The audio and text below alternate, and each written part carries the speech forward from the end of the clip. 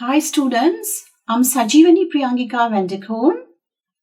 Well, I'm going to talk to you topic 3, which is novels and short stories in the classroom. Let's talk about the learning outcomes. Develop and teach activities to introduce students to the text. Develop and teach activities to encourage students to explore meaning as they continue to read the text. Develop and teach activities to encourage students to reflect on and examine the whole text. Phases in reading a story. If you take the stage 1, becoming motivated to read. Stage 2, getting into the story. Stage 3, becoming engaged in the story. And the last stage, it is reflecting on and examining the story. Well, 3 broad phases. First, encounters, sustaining explorations, revisiting the text after it has been covered in entirety. Well, phases of students' encounter with text. If you take the phase here, the first encounters when, before and at the beginning stage of reading the text. The purpose is preparing students for the text, providing entry into the story, and sustaining explorations. So when it comes while reading the text, and the purpose is experiencing the text, holding and exploring responses to the story, sustaining interest in the story. Well, phase revising the text. After the text is read, analyzing and marking interpretations of the text, developing, modifying, and refining responses to the text. When we plan individual lessons, we also need to ask ourselves questions like the following about where the students are in relation to the story, such as, have students been introduced to the story? Are they midway through their reading of the text? Have they finished reading the whole story? These questions help us to make decisions about our role as teachers in facilitating the reading journey. Aspects of this role include building a sense of anticipation so that the students will want to read the story, getting the story read, helping students to get into the story by visualizing setting, characters, and events, helping students to get involved in the story and developing student responses to the story, helping students pull back from the text to reflect on analysis and evaluate what they have read. Preparing students for the test. To prepare students, the teacher may choose to focus on a particular dimension of the text, such as the blackboard of the text, the background of the text, the theme, aspect of language used.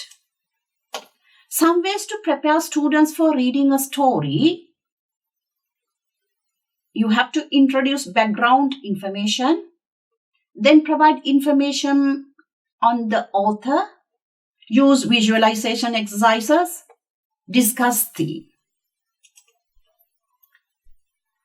Powerful ways of evoking images that help make the world of story concrete. So due to that, the teacher can introduce a set of vocabulary students may not be familiar with. Example, you can take words used to describe certain items of clothing, modes of transport, types of leisure activities, and other features found in the story. Also, video clips of movies set in the period, such as from the movie's Sense and Sensibility, or even music from the period and culture. Entry into the story. Begin teaching a story at the beginning, reading from the first page of the text. Or you could use an extract from the text to provide a way into the main story. It will be really good, like you can attract your audience. That's your children always. By doing this, you could introduce key elements from the story for a focused discussion in a small slice of text, which should not prove frightening for your students. Some ways to draw readers into a text: read the beginning, use an extract of the text, highlighting the key storyline, compare beginnings of two novels, analyze title and cover design of book. How to sustain interest in reading a story? Two ways to retain interest. The first one, help students experience the text and stir their imagination. It is a duty of a teacher. Also encourage students to explore the text and develop their own responses. Experiencing the text in the sense, one of the first decisions the teacher will have to make is which sections will be read in the class and which session will be read by the students on their own. This part teacher has to decide. Hearing a text read aloud helps to lift the story off the printed page, making it come alive in the minds of the listening students. As teachers of literature, a necessary skill is to possess is the ability to read aloud text well. Need to use your voice to not only sound aloud the text but also to convey sense of characters, the atmosphere and the mood of the story. Need to actively use vocal elements such as volume, the pitch, pause, intonation, and voice modulations. Also gestures, we have to use facial expressions, and appropriate visuals or sound effects are always in which you can enhance the students' experience of hearing a text read aloud. Activities can also be devised to get students to read aloud in the text. If the purpose is to move the class forward in the reading of the story, it is important to select students who read well to read aloud in the story. So, as the teacher, you must be able to identify, when it comes to the classroom, who are the talented, so to give the opportunity for them to perform well in the classroom. Exploring and developing responses to the story. Traditional activities that have been used as students read a text include having them write summarizers of sections covered by the class, including noting key events and development of main characters. In addition to noting the key developments in unfolding story, students need to spaces where they can capture their initial tentative responses to the text. Entries in the student journal could capture the following aspect of reader's response. Let's take initial reaction, including things in the text that they liked or remember or puzzle about. Connection with their own lives, including experiences that they have occurred to them. People they know who are similar to characters encountered or similar emotions they may have had. Their feelings as they were reading the text, an aspect that caught their attention, their rendering of what was significant to them about a particular aspect of the story. How to develop responses to stories. Trace development of a character, write summaries, note key events, write journals, provide graffiti wall. In reviewing student responses, the teacher can guide students so that they highlight key points that students have arrived at in thinking about the story. Help students to keep track of developments in the story that is being read thus far encourage students to speculate on what will happen next as the story unfolds. Sustaining interest in the story need to develop in students the habit of anticipating what will happen next in the story. Think about how things will end, actively making connection between events and characters and experiences in their own lives, enjoying the way a novel or a short story has been written.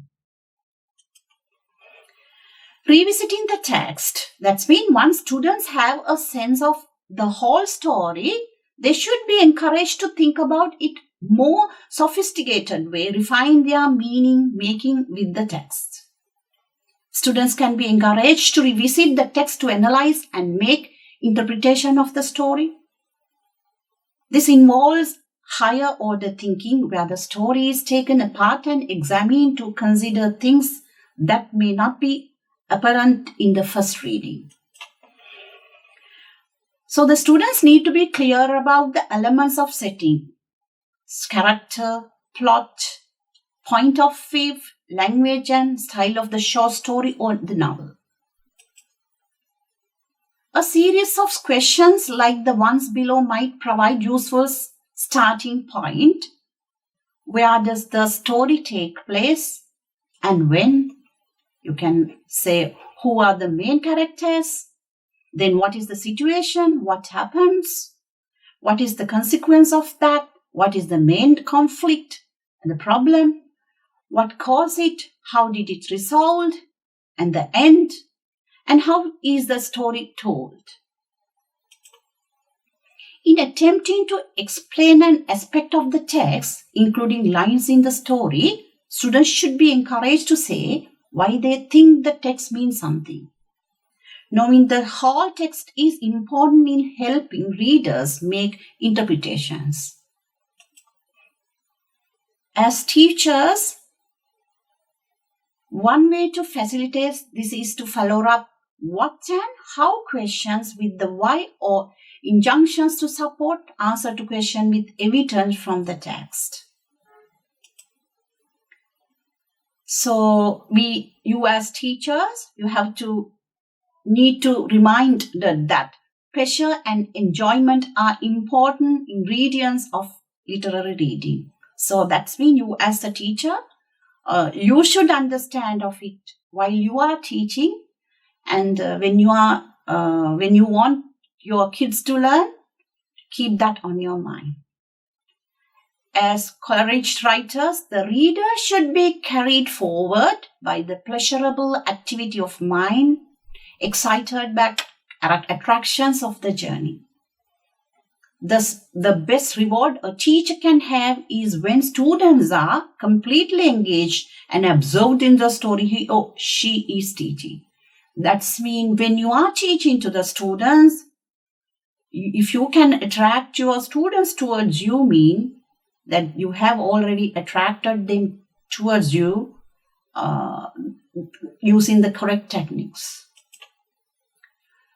So I think you as a teacher, what I have to say to you is, when you go to the classroom, when you are going to teach the students the novels and short stories, you have to be a dramatic person using facial expressions, gestures and intonations, and present yourself, to the students when you are reading a story. So you must be able to get the students to enjoy it with you. So this is the purpose of teaching novels and short stories to the students. So I think you got vast knowledge, and I hope you enjoyed the lesson as well. And thank you so much.